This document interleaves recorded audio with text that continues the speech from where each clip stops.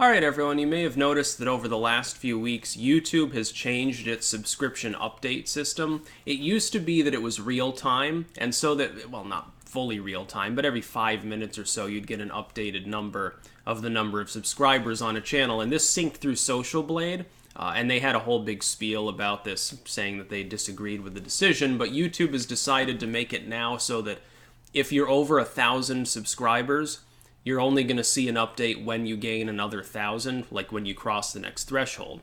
Doesn't affect smaller channels, but really, the growth rate of a channel with under 1,000 subs tends to be very, very slow, so you're not going to see much. Even though once you've hit 1,000, until you get to the point where you're dealing with six figures, it can take a long time to notch each of those 1,000 subscribers. By the way, I've noticed, I'm sure this is totally coincidental, a fairly massive slowdown in the number of new subscriptions to my channel around the exact same time that this was implemented, thus, masking the fact that my subscription count had slowed down massively. Before, of course, you could point someone to Social Blade and you could say, look, here's the subscription growth per day, and it was seamless. You could just give them a URL. Now, in order to do it, you have to, I guess, screen cap your analytics from Beta Studio, no less. Even on Classic Studio, there's no real-time update anymore. It's only through the Beta Studio, and I think that's not even technically real-time. I think it's hourly or something. To get that number in order to share it out to others and say, look, I'm being suppressed. So you'd have to scroll back through a bunch of analytic bullshit and screen cap things and do a whole, write-up. Before, you could just give someone a URL and they would see the last 30 days of growth on Social Blade.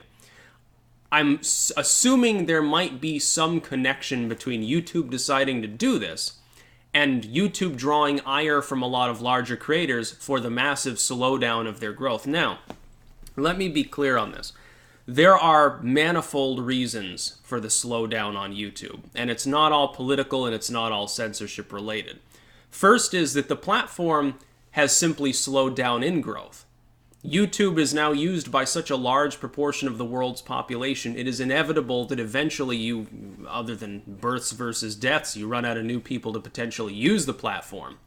The number of people that are old enough to use YouTube and not so old that they're physically incapable of getting up to type on a computer or a smartphone or whatever that are internet connected somewhere in the world is a finite total. It's a growing total, but it's finite. The exponential growth days of YouTube and all these other sites are over.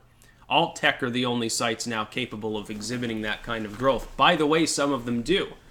BitChute, I believe, technically does. Over the course of this year, how many new users does it have over the year? It's got to be in the six-figure total, and it's got to be a substantial double-digit increase in the total user base. It's significant. Minds is certainly growing. Gab certainly has grown some of these other sites and efforts. Those that get attacked and censored the most seem to grow the quickest, which is the funny part. I wonder if the big tech firms are modifying their strategy as a result of this. That's number one, simply the slowdown on site. Number two, is simply the hypersaturation of content. This is why YouTube preferred, during Adpocalypse, I pointed out that the fact that YouTube was restricting ads to certain content actually made sense on the platform. What you had was a situation where there were too many people taking ads and there weren't enough ads to go around. YouTube necessarily is going to favor the top 1% of users who are making the content that people are interacting with more. It becomes an almost meritocratic system. The problem is it prevents new users from competing evenly. You see a lot of people, Team YouTube is busy constantly on Twitter talking to people who have achieved some threshold and ads didn't kick in. You hit 1,000 subscribers, you're not getting any ad revenue, dude, I'm sorry. Ads aren't kicking in. I've been demonetized. This video got taken down. It's a constant, slew of nonsense that's going on on YouTube as a platform. Then you get to the censorship part. Part of it is the priority creators system. Several years ago when it was implemented, it simply meant that it was there to protect against flagging or demonetization for trusted channels. So Jimmy Kimmel, if he said poo-poo in a video, the algorithm would skip over that video and it wouldn't demonetize Jimmy Kimmel's video because he said poo-poo. Now, if you say poo-poo, of course, it demonetizes you. It's not suitable for all advertisers. And if you say shit, it's probably not suitable at all and skips you entirely. But Jimmy Kimmel, he gets a little difference. Now, for people who needed ad revenue to survive, I can understand it's a big hit. For a lot of us, it didn't matter, though, because we had already moved past... The ad-based internet's dying anyway, so we moved on to other things. Like with me, as far as the online persona income, it's a combination of actual physical merchandise and people using Subscribestar mainly now, or Patreon to fund me, crowdfunding, in addition to my day job, which is literary related. We didn't get hit by that, but I could understand at the time why it was done, because it gets to the point where you only have a certain number of companies paying a certain amount for ads. This gets stretched over the whole platform. So if you can take the bottom 90% of people and preclude them from getting any ads served because of a draconian algorithmic system plus these new stringencies, you can actually feed enough ads to those that ultimately are creating the content that 99% of the time is what's being interacted with on the platform. The problem is that there's a lot of dross on YouTube, and I'm not trying to insult anyone. There's a lot of material on YouTube that gets very, very little actual traffic. A lot of videos, very little traffic. That's 90% of the content on the platform. And that's if you don't even include all the spam, all the old videos that, probably date back to when the tagging system was different, can't even be searched for really anymore and stuff like that. Then you have the more direct censorship, and this is what has been impacting people like me. YouTube has been hiding our content systemically, like unrelated videos. Somebody showed me a picture where they were on one of my videos, and the related videos, every single one was from Fox News. They're literally pushing my competitor, which is the corporate media, on my own content. That is, the content that I've spent time making is literally, in a roundabout way, benefiting some corporation that directly competes with me. YouTube must, at some point, address this, because it's not even just Gesundheit. It's not even just affecting political channels. My channel is mostly news, current events and stuff, and some gardening, some occultism and books and stuff. I'm seeing channels, though, impacted by this explicitly and directly that have nothing to do with social commentary. They have nothing to do with the news. It's like gaming in the most innocuous, just gaming sense, sometimes without commentary. Makeup tutorials, ASMR videos, bodybuilding and survival skills and stuff.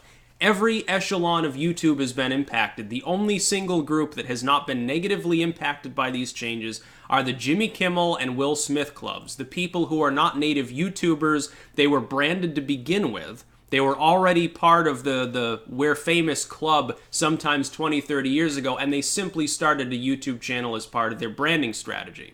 Thus forcing aside native YouTubers like myself. I'm primarily known because I have a YouTube channel. That is my claim to fame. I analyzed politics on YouTube and did a damn good job of it, and I'm still doing that. But YouTube, for some odd reason, continuously wants to shit on people that made it primarily on their platform. And this is the worst business strategy, because the people who are the most hardworking and loyal on YouTube as a platform are people who feel, at least in part of that community, because they made it on YouTube to begin with. Not because they were a movie star, they made a YouTube channel. Okay, you are a movie star with a YouTube channel. I'm a YouTuber who happens to write books. I'm a YouTuber who happens to do X, Y, and Z.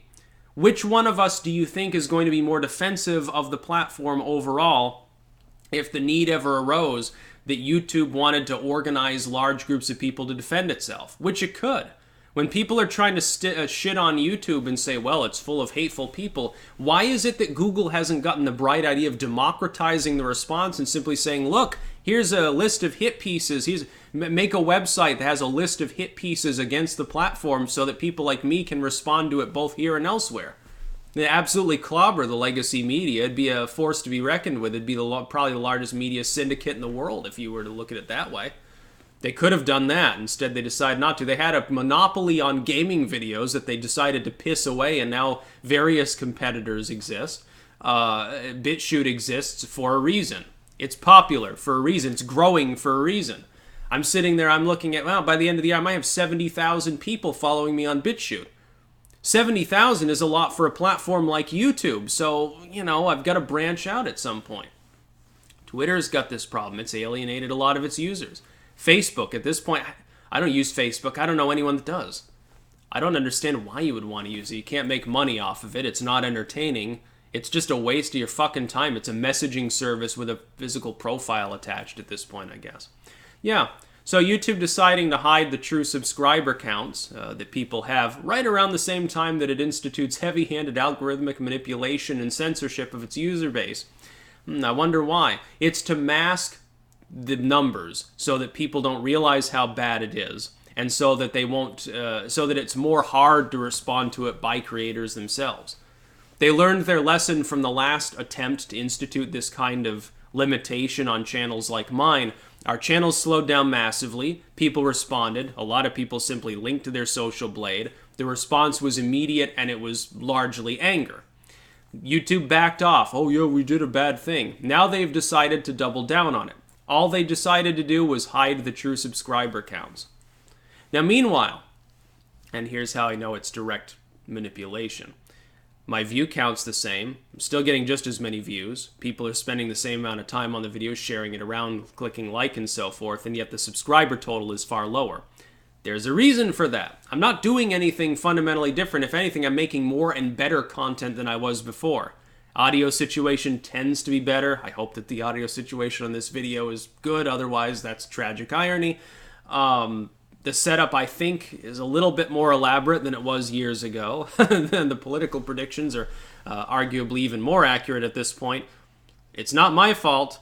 If it were my fault, why is it that there hasn't been a slowdown on any other platform? I'm still growing just as quickly on Twitter as I was before. They instituted their algorithmic manipulation years ago. BitChute, flying on ahead. Mine's flying on ahead. Everywhere, flying on ahead. Everything else is growing except on YouTube there's a great slowdown. And it just coincidentally coincides with this change on the platform. I don't believe in coincidences. Most often, they're not true.